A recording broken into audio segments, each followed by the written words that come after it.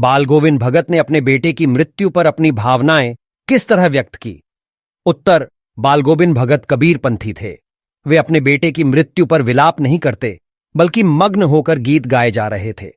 गाते गाते पतोहू के नजदीक भी जाते और उसे रोने के बदले उत्सव मनाने को कहते। उनका कहना था, आत्मा परमात्मा के पास चली गई, विरहिणी अपने प्रेमी से जा मिली, भला इससे बढ़कर आनंद की कौन बात। भगत का विश्वास मृत्यु पर विजय प्राप्त कर चुका था। वे पतोहू को यथार्थ का ज्ञान देकर अपनी भावनाएं प्रकट कर रहे थे। पुत्र वधू द्वारा पुत्र की मुखाग्नि दिलवाना भगत के व्यक्तित्व की किस विशेषता को दर्शाता है? उत्तर: बालगोविंद भगत एक गृहस्थ सन्यासी थे। वे एक सच्चे कबीरपंथी थे जो राग मोह से ऊपर थे। बेटे के मृत्यु पर वे विलाप नहीं करते, बल्कि पतोहू से उत्सव मनाने को कहते हैं। पुत्र वधू द्वारा पुत्र की मुखाग्नि दिलवाना भगत के व्यक्तित्व की निर्लिप्तता का परिचायक है। यह कार्य भगत के व्यक्तित्व की सच्चाई और महानता को दर्शाता है। बालगोविंद भगत कौन है? उत्तर: बालगोविंद भगत मंझौले कद के गोरे चिट्ठे आदमी थे। वे गृहस्थ होते हुए भी सच्चा साधु थे। बालगोविंद भगत कबीर को साहब मानते थे, उन्हीं के गीतों को गाते, उन्हीं के आदर्शों पर चलते थे। कभी झूठ नहीं बोलते, खरा व्यवहार रखते थे। वे हर वर्ष 30 कोस पैदल यात्रा कर गंगा स्नान करने जाते थे। संत समाज में उनकी गहरी आस्था थी। बालगोविंद भगत गृहस्थ थे, फिर भी उन्हें साधु क्यों कहा जाता था?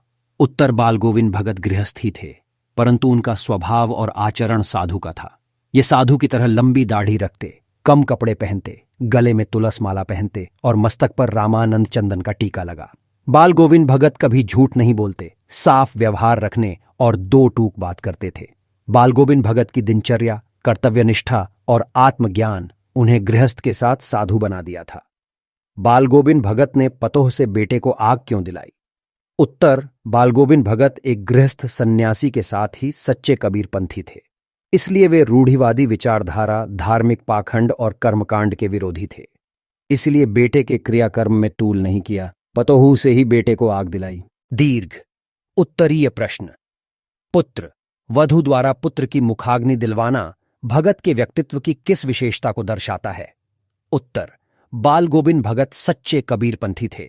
वे कबीर के आदर्शों एवं मान्यताओं का पालन करते थे और उन्हें अपना साहब मानते थे।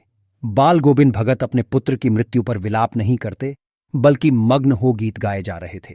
गाते गाते पुत्र वधू के नजदीक भी जाते और उसे रोने के बदले उत्सव मनाने को कहते। उनका करना था, आत्मा परमात्मा के पास चली गई, विरहिणी अपने प्रेमी से जा मिली, भला इससे बढ़कर आनंद की बात क्या होगी।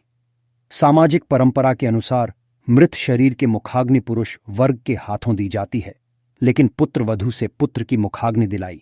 बालगोविंद भगत कबीर दर्शन से प्रभावित थे, इसलिए रूढ़िवादी विचारधारा, धार्मिक पाखंड और कर्मकांड के विरोधी थे। वे एक ऐसे गृहस्थ वैरागी थे जो रोग शोक मायामोह से ऊपर थे। यह कार्य भगत के व्यक्तित्व की सच्चाई और महानता को दर्शाता है। यही उनके व्यक्तित्व की विशेषता थी।